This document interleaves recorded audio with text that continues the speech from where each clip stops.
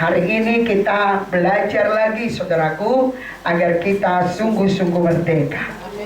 Haleluya. Bapak Ibu Saudara, kita baca Galatia 5 ayat 1. Dapat Bapak Ibu? Ada di berita iman saudara. 1, 2, ya.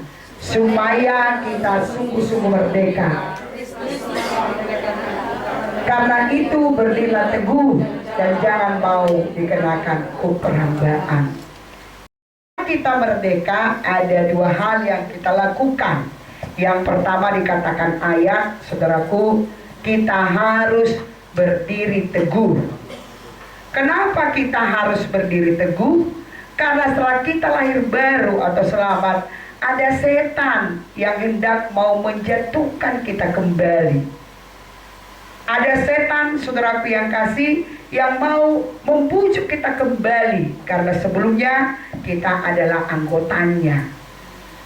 Saudaraku yang kasih, tentu saudara ya, punya anggota KKSK, punya anggota geng, anggota apa, saudaraku, anggota rumah tangga. Tentu saudara kepingin, saudaraku, ya mereka kembali. Ya karena setan sudah lama bersahabat dengan kita. Ya, kita sudah lama menjadi sahabatnya setan, menjadi miliknya setan. Tapi ketika kita terima Tuhan Yesus, kita bebas dari belenggu setan. Amin. 3 hal saudaraku yang kasih yang Tuhan merdekakan kita. Yang pertama, kita dibebaskan dari belenggu setan. Yang kedua, Dia bebaskan kita, saudaraku yang kasih, dari penghukuman kekal. Ya, dan yang ketiga, saudaraku yang kasih, Dia bebaskan kita dari maut yang kekal, kematian yang kekal. Haleluya. Iya, tentu setan, saudaraku yang kasih, dia suka kita, ya bebas, merdeka. Ya, dia coba kita goyah, saudaraku yang kasih. Itu sebabnya tadi yang kita baca ayat berkata, berdirilah teguh, berdiri di atas batu karang. Haleluya. Iya, berdiri teguh di atas apa? Ya bukan, ya kalau kita berdiri itu berarti ada tempat kita berdiri. Ya di atas tanah liat, di atas tanah lumpur, di atas, saudaraku yang kasih, tripex dan lain sebagainya. Dan ini membuat kita sangat mudah goyah dan bisa jatuh, lengser, saudaraku yang kasih. Tetapi sebagai anak Tuhan, di atas mana kita harus berdiri? Di atas, saudaraku, batu karang yang teguh. Amen. Yang membuat kita tidak bisa goyah sekalipun datang angin, sekalipun ada datang badai, gelombang, saudaraku yang kasih. Ya, angin bisa berbentuk dengan berupa penyakit, bisa berupa masalah ekonomi, itu menggoncang kita, saudaraku yang kasih.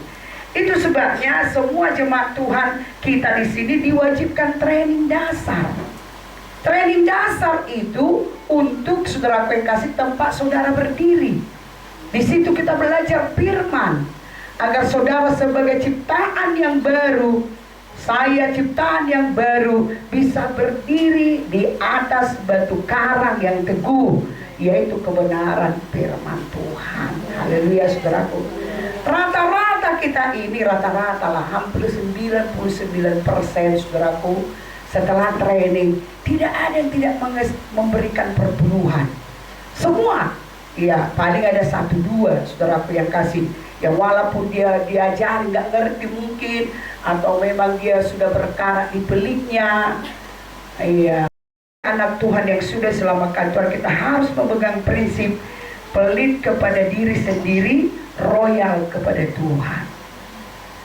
Iya, manusia lama kita royal pada diri sendiri, iya, tapi pelit pada Tuhan.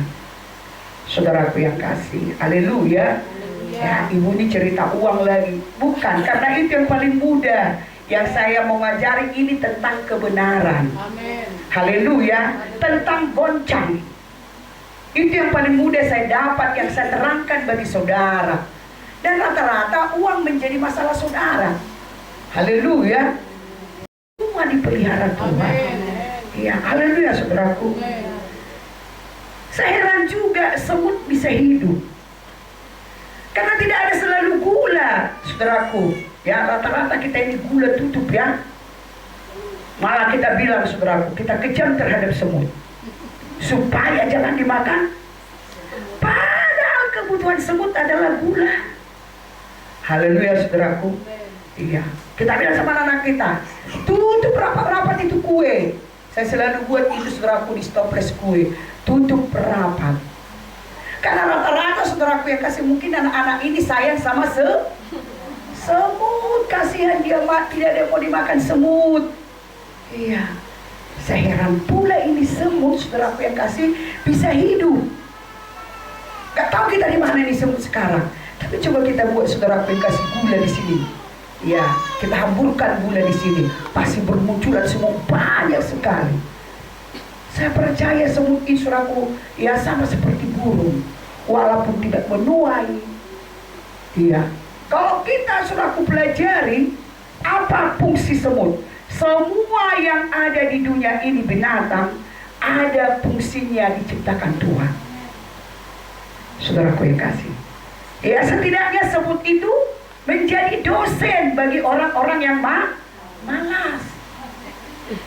Hai pemalas. Iya, jadi dosennya. Jadi ternyata luar biasa juga ini, ya, profesi semut ini. Dosen dia. Haleluya bagi pemalas. Jadi saudara pemalas, Tuhan gak kasih saudara mengajar saudara manusia. Dikasih semut. Begitulah sayangnya Tuhan pada kita. Haleluya. Iya, anakku ini gak didengar mamanya, gak didengar pendetanya. Ku kasihlah semut. Iya, hai semut belajarlah. Hai pemalas. Iya, lihatlah tingkah lakunya. Dia walaupun tidak ada pengajarnya, tidak ada pembimbingnya, tetapi dia bekerja, saudaraku. Ya, yang kedua dari semut ini apa yang kita tiru, kerjasamanya luar biasa hebatnya. Ketika satu semut menemukan suatu gula, dia akan panggil ratusan semut. Ayo, di sana ada makanan kita. Dan yang saya herannya, semut ini saudaraku tidak ada tabungan. Kan kok bisa hidup ya? Haleluya saudaraku. Amin. Nah, firman Tuhan berkata, apalagi sayang yang terjadi dalam hidup kita, kenapa kita seperti semut? Saya percaya semut ini angkat tangan kepada Tuhan. Burung juga angkat tangan pada Tuhan. Iya, angkat tanganmu dua-dua kepada Tuhan. Artinya kau hidup jangan mengandalkan kekuatanmu, kepintaranmu, hikmatmu. Serahkan hidup sama Tuhan, saudaraku yang kasih. Haleluya. Iya, jadi setelah kita merdeka Bapak Ibu, berdiri teguh dalam kebenaran, dalam firman Tuhan. Jangan goncang. Jangan saudara digoncang oleh kredit saudara, digoncang oleh penyakit saudara. Haleluya. Iya, memang Ibu sadar. Kita sadar ketika kita baru kita sering jatuh bangun. Iya, ketika saudara jatuh bangun. Iya, hidup kita harus seperti Daud. Daud itu jatuh bangun, akhirnya bangun. Banyaknya orang Kristen saudaraku seperti Saul. Jatuh bangun, akhirnya jatuh. Iya.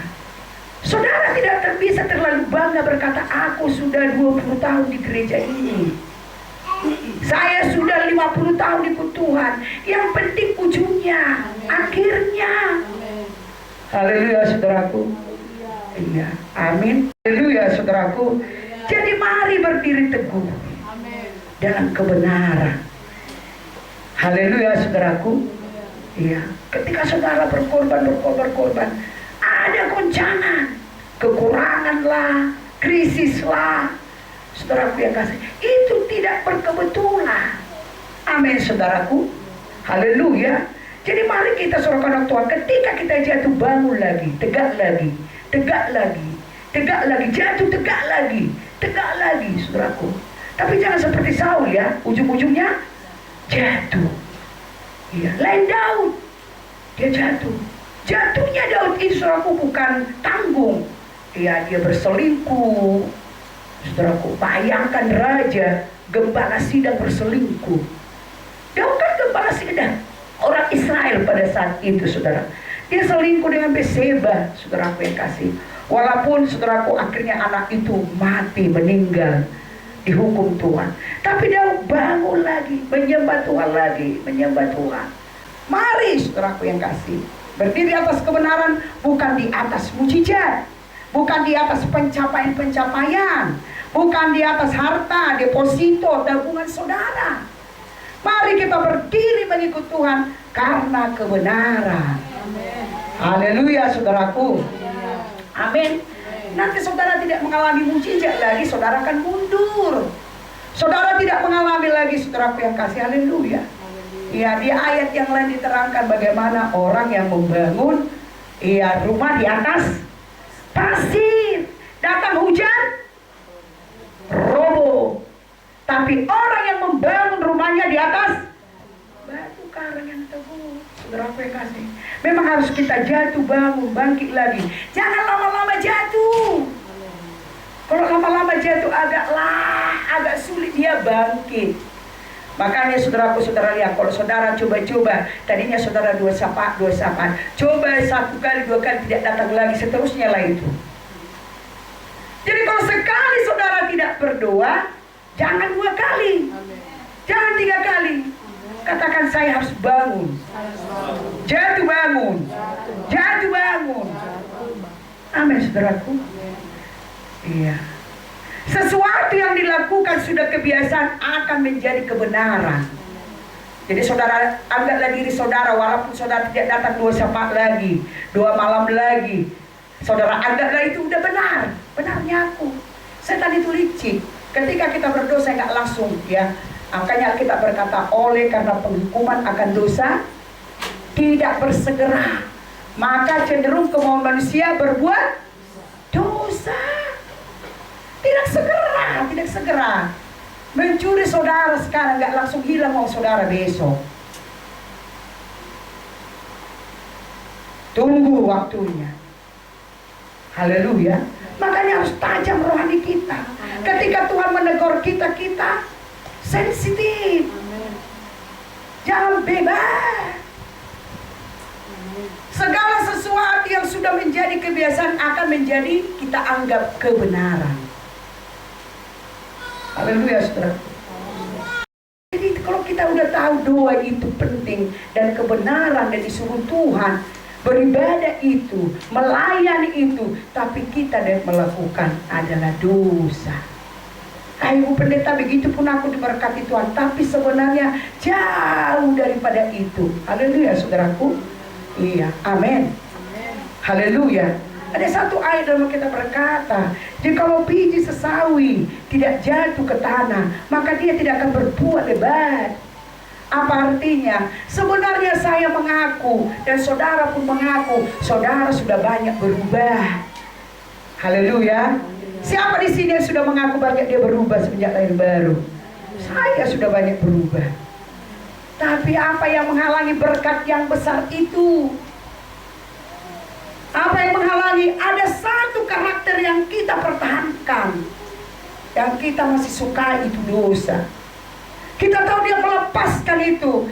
Jadi yang satu ini dalam menghalangi, saudara. Ibarat bunga di sana, kita kasih pupuk, kita kasih saudaraku urea, kita kasih, kita siram. Kata orang kasih beras ini, air beras. Tapi kalau ada parasit di situ satu, itu akan menghalangi pertumbuhannya dahsyat. Haleluya, saudaraku, bukan sempurna. Haleluya. Ibaratnya ada marah, kita pertahankan. Oh, rasanya kalau kita tidak marah tidak aman dunia ini. Rasanya kalau kita marah puas. Contohnya, haleluya, itu akan menghalangi perubahan-perubahan yang kita gapai. Ya. Kalau biji sesawi tidak jatuh ke tanah, dia tidak akan berbuah lebat. Haleluya. Jadi boleh dikatakan kalau saudara tidak diberkati, malah masih kekurangan, boleh jadi banyak lagi biji-biji sesawi yang tidak saudara jatuhkan. Dosa-dosa yang mengikat, yang saudara sukai, saudara tidak mau lepaskannya. Ingat ya, bukan sempurna. Misalnya kita pemarah, tapi udah berkurang marah kita. Haleluya saudaraku. Amin. Berdiri teguh dalam kebenaran. Haleluya, ketika dicaci maki, dia tidak membalas caci maki. Ketika dia tidak mengejek, itu kebenaran. Jangan gampang digoncang, mutung. Sedikit dikatakan yang tidak benar tentang diri kita, kita langsung marah. Saya tenang, saudaraku yang kasih. Ya, kalau dulu saya tidak bisa tidur, saudaraku. Ya, 2 minggu, 3 minggu, 4 minggu. Kadang-kadang puasa dulu saya, berdoa dulu saya banyak supaya saya bisa bebas. Tapi puji Tuhan sekarang saya sudah banyak tenangnya, sudah banyak damainya. Saya sudah mulai berdiri teguh. Saudara harus berdiri teguh.